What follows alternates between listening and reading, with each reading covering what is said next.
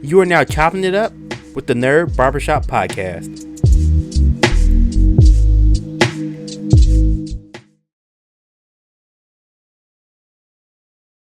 Thank you. Welcome to a brand new episode of the Nerd Barbershop Podcast. I'm Terran Williams. Thank you so much for clicking on this episode of the podcast and hanging out with me for a little bit. So, as you can tell by the title, can't talk for a second. We're going to be talking about Your Friendly Neighborhood Spiderman, which is the newest entry into the pantheon of Spider-Man animated things. The pantheon, like in Spider-Man canon, if you will.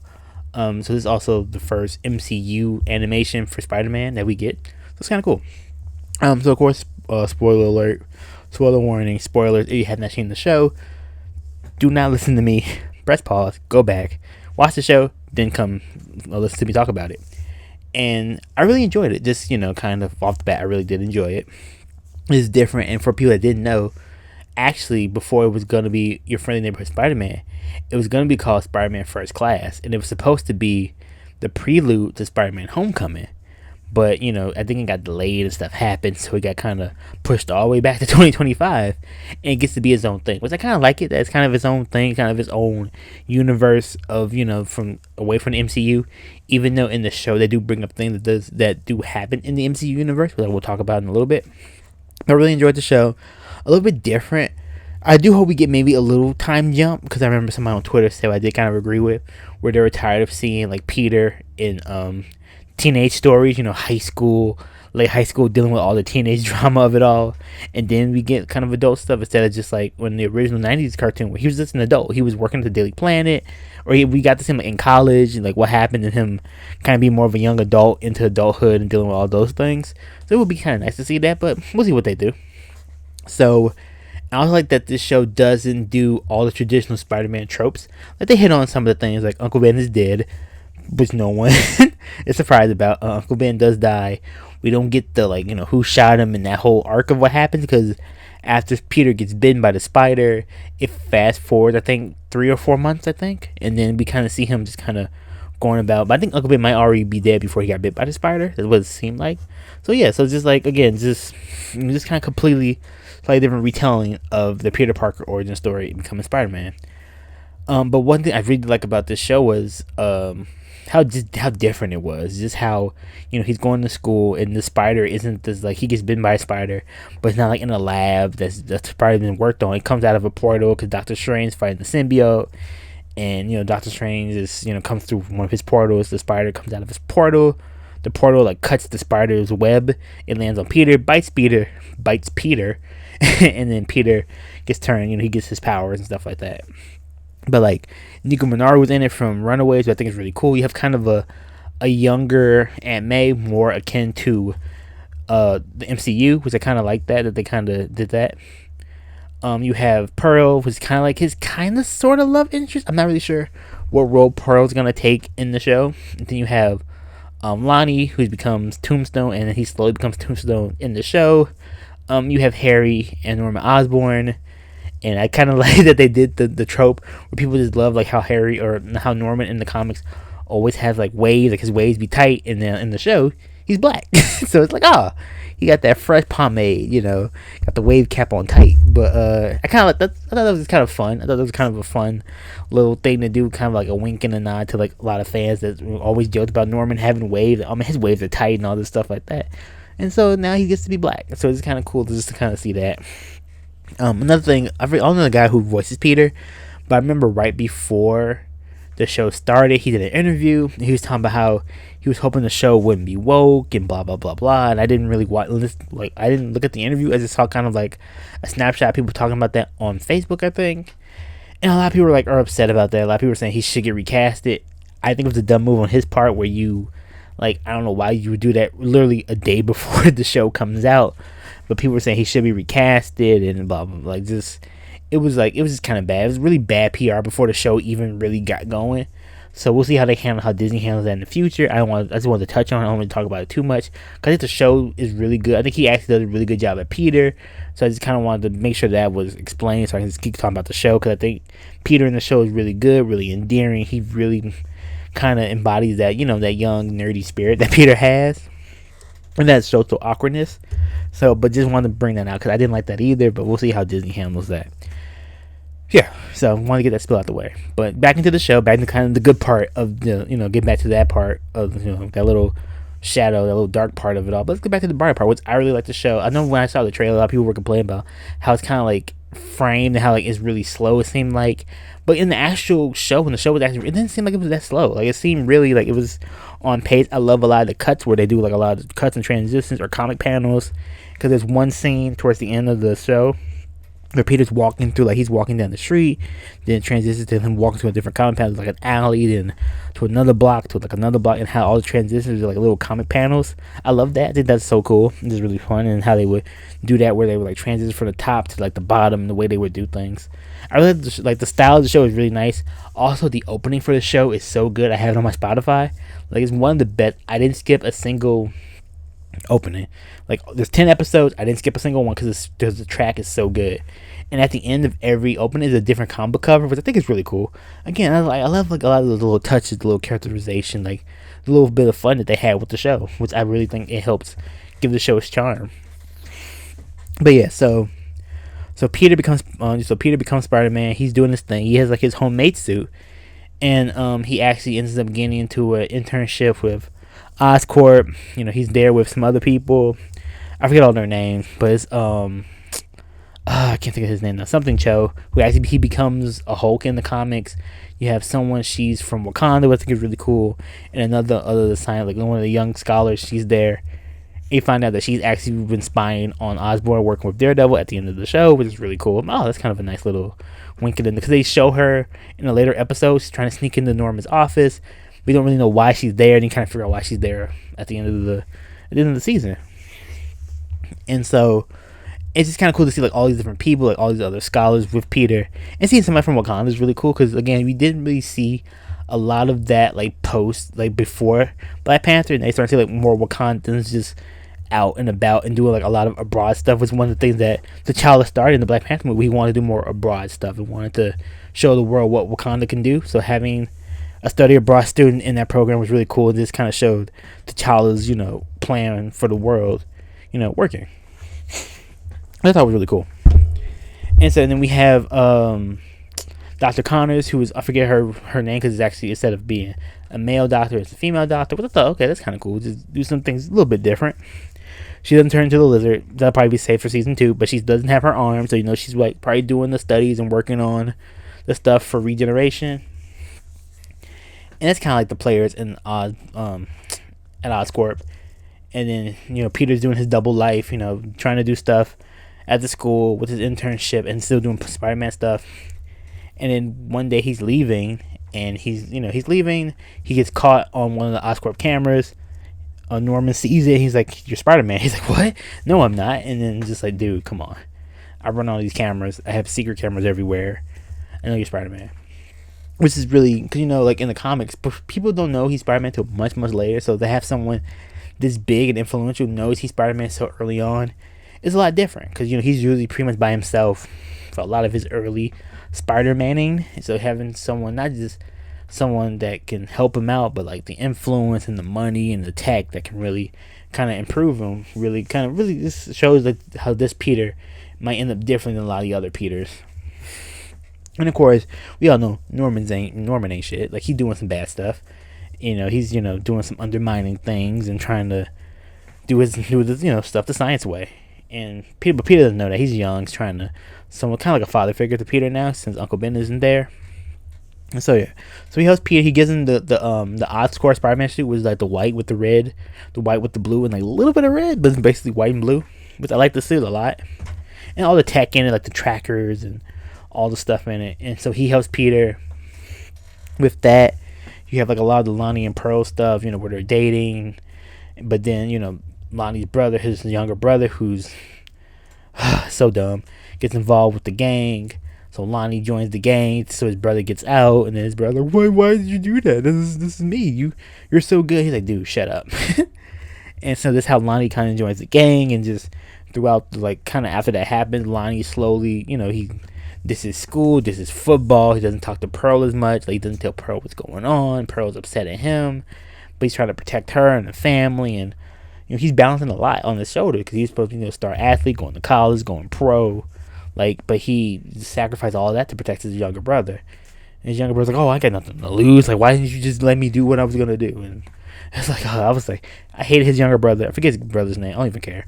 I just hated that character so much because, like, what? Like, you could be just like more appreciative of your brother saving your ass. I'm mad. Why did you do that? Like, I wanted to feel worth. I wanted to feel like I was worth something. It's like, dude, what the hell are you talking about? But yeah. So that's kind of part of Lonnie's story, and then so eventually he gets the nickname Tombstone from the leader of the gang, from his name I also forget now. But he calls him Tombstone because they call him Superstar because of his star, for the high school team. But then they call him Tombstone, and so Lonnie's like, oh, I kind of like that, which is how he got the name Tombstone. I love a lot of the references to like a lot of the Sinister Six members because you have Tombstone, who's not a Sinister Six member, but Tombstone is he's a pretty decent Spider-Man villain. But you have Doc Ock, who becomes a big villain throughout the series, or throughout at least the first season. Like, he's giving these criminals this revamped Oscorp tech so they can do stuff. Because you have this gang of Russian criminals, and she gets a helmet, and they call her a unicorn. And Rhino is actually there. He's actually in the group. But he doesn't get the tech she does. And she has like this horn that shoots lasers called the unicorn, which I thought was pretty funny. Scorpion's in it because he has a rival gang that Lonnie and them go against. So he has the Scorpions. Very on the nose. But he's in it. He has his own gang. He becomes kind of a bigger villain towards the end. And then you have a couple other villains kind of sprinkled in there. Or criminals. I didn't say villains, but criminals. But you can see like kind of where they're going with it. Where Doc Ock is gonna he gets put in jail, but he's gonna of course break out and go after Norman. And because when Spider-Man fights Scorpion, he gets beat up pretty badly, and Norman kind of tells him with great power comes respect. Instead of great power comes great responsibility. Which I thought that was cool that they kind of spun that. And I think Harry actually tells Peter, with great power comes great responsibility. I forget what he tells Peter, but he tells something more encouraging. While Norman's like, yeah, no, with respect, you have power. It don't matter if they care if you have power, they'll respect you then. And Peter starts jumbling with that. He also has to jumble, his social life. Because, the only weird part is, I'm not sure about him and Nico. Because Nico's like, oh, this is like my little brother, blah, blah, blah, blah. But then, when Peter and Harry start hanging out, because Harry finds out that Harry finds out that Peter's Spider-Man because he just happens to be in the room. He knows that Peter's Spider-Man, and he starts helping Peter with some of his patrolling. And so of course him and Peter become cool. Peter and Harry become cool, and Peter wants Harry hang out with Nico, and Nico's like upset, because they were going to go to the movies, but Peter was running late. Harry gave him a ride. And Peter's like, oh, since you drove me, maybe you can go with the three of us. It'll be cool. And then even Harry tell Peter, like, oh, I think I'm the third wheel. Peter's like, no, you're not the third wheel. So it's like, I don't know if she likes Peter like that. She doesn't like Peter like that. That's really confusing just because I don't really know. Especially because Nico knows Peter likes Pearl. But Pearl is like a couple years older than Peter, was his babysitter, stuff like that. So she always sees him as kind of like the younger person. But he does like her, have a thing for her, and so I don't know. So I have no idea how the love interest is gonna work. I don't know, because now that Lonnie's doing his own thing, I was gonna be a look, and then Nico and Pearl become cool. I don't know what they're gonna do with that, but I really love how the show looked. I love the vibe of the show. I love just the colors, and I like kind of the overarching story where towards the end you start to realize what Norman's doing, which is he's actually trying to access space. So every one of the intern people, they're working on a different piece to open a portal to enter space, which I thought was like, oh, okay, it's kind of cool. Because then they end up bringing the symbiotes back to Earth because there's oh, there's no one here. Well, actually, before they even open the gate, Doctor Strange is like, yo, y'all shouldn't be doing this. And he's like, oh, what? There's nothing here. There's nothing here. And he's like, no, y'all need to close this gate. Like, you don't know what lies out there in space. And whatever. So they get to they found a place. There's this rock that's getting closer, and of course, there's a symbiote. And it's a symbiote that we saw in the very first episode. So the first season kind of ties itself up as it's a loop. When then Spider-Man's fighting, he does all this, he's fighting the symbiote with Doctor Strange. Doctor Strange opens the portal. They're supposed to go somewhere else, but they end up they end up going not far enough back or not far enough forward. I don't know, but they go to the wrong place, and they end up in the very first episode with Peter. And the reason why that spider was there in the first episode was because Peter gets beat up really badly, and Norman he gets beat up by Scorpion really, really badly, and Norman has one of the Goblin gliders, like a prototype of it, save Peter. And when they have him in this underground medical facility in Oscorp, they take some of Peter's blood and they're studying it and they're working on it and they inject that blood into some spiders. So now you fast forward a couple of episodes. So now that spider is in the warehouse where they're fighting. The spider ends up going through the portal with Doctor Strange and the symbiote. It starts crawling down, gets cut, and it bites Peter on the neck. So Peter so the spider that bit Peter is actually his own blood that was already infused with a spider. So Spider-Man created Spider-Man. Kind of cool. I thought that was kind of fun. Very much an Ouroboros, if you will. Really cool. I thought, that's kind of fun. That's kind of a fun way of doing it. Kind of doing it the sciencey way instead of just like, oh yeah, spider, radioactive, spider, whatever. No, it's Peter. It's Peter's own blood. The spider was worked on was radio. I think it's gamma radiation in the show. I think gamma. They're radio. I think it's gamma in the show because they talk about it a little bit. But yeah, but I think that's kind of cool. Where Peter actually created himself, inadvertently. And also because I'm also playing the Spider-Man 2 video game, which in that game the symbiotes have a really big storyline as well. So it's kind of cool. Just me playing these two, watching the Spider-Man property, playing the Spider-Man property, and they both have symbiote elements in it, and not just Venom and one, but other pieces and other stuff too. I was like, oh, this is really cool. So I've been getting this really big dose of Spider-Man in the last couple of weeks, but that was really fun. I'm like, oh, that's kind of cool. They did that. Doctor Strange helps Peter, save him and everything. The lab blows up, but everybody's okay. And because Doctor Strange can see into the past and see into the future, and Peter's like, hey, what's coming? And Doctor Strange said, I don't really know, but I know whatever comes, you'll be ready for it. Which I thought that was pretty cool. Kind of inspiring Peter, which I thought that was actually really nice. Peter does fight Daredevil because I tell you, one of the interns was trying to sneak into Norman's office. That same night, Daredevil's on the roof trying to get in. He fights Daredevil, and Daredevil goes pretty easy on him because he realizes Peter is a good kid and just trying to do what's right. But Daredevil knows what's up. He's a much better because Peter. So I'm assuming Daredevil might train Peter because Peter can't fight. He just has brute strength reactions, but he doesn't have the basics of fighting. And Daredevil just mops him. He just beats him really quickly. And so we'll probably see more Daredevil in season 2. It's really quick. He kind of shows in, does his thing, and leave. I'm also really curious how we start to see, because Nico in the comics, Nico Minoru, she has, probability, I think? This is what the necklace she does. I forget. It's blood magic and probabilities and stuff like that. And so she wears the necklace, and she doesn't explain her powers, of course, because it's not her show, it's a Spider-Man show. it's supposed to be one of those things where the character's wait, what can she do? But we know what she can do if you know who she is, where she just can stuff can kind of happen, and she can kind of make stuff happen in a certain way. Not it's not guaranteed because that's why it's probability, but it can happen. So she does some stuff where she protects herself, or she gets into a drag race where Harry's teaching her how to drive. She gets into a drag race and she uses her medallion to beat the other car, to not get into not to run into something and just beat the other car. She almost gets hit by a truck. Peter saves her, and she sticks out her hand just before Peter saves her. So maybe that probability helped her get saved a little bit. We don't really know because you don't it's just you can't really guarantee that it works. So we have that little plot detail. We have Lonnie who was fighting when the gangs fight Scorpion. They have one of the trucks has all these the Stark Tech weapons. Lonnie gets hit with he falls and this gas happens, and don't really know what happens, but that's how he starts getting his gray skin, his hardened skin, because Tombstone tries to stab him in the chest and does nothing. So, and you can see at the end of the show, his hands start to change colors, start to turn that pale gray color, like a Tombstone. So we have that happening.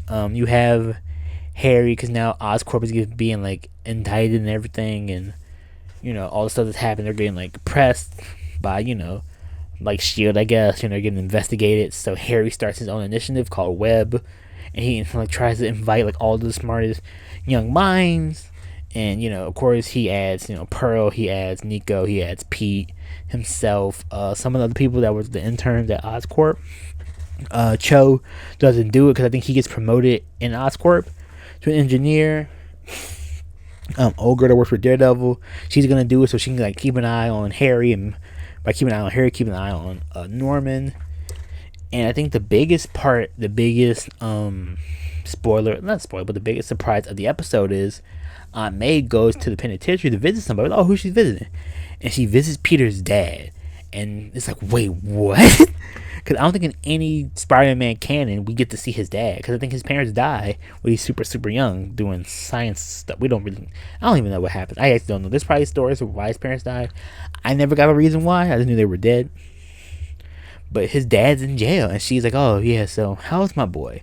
And it's like, oh, okay, so is his dad gonna end up being a big bad like down the line in the future? I don't know, but I'm very curious. Cause I'm very curious to see like how they keep spinning this version of Spider-Man. So some other ties in the MCU that I did notice. Talk about the whole the T'Challa Wakanda like outreach program that he initiated. You get to see little bits of that. Even in the show, they talk about the Sokovia Accords because Thunderbolt Ross is Secretary of Defense, I think. Because he comes up, so you have that happens. Civil War, because Cap is still on the run. They talk about that. And Iron Man shows it very quickly to apprehend Doc Ock. Like, after they found his lab, they pinpoint his lab, and he's trying to escape. And Iron Man comes down and is like, yo, like, I got you. There's nothing you can do. He turns himself in. But, because Cap's on the run, the rest of the Avengers are on the run.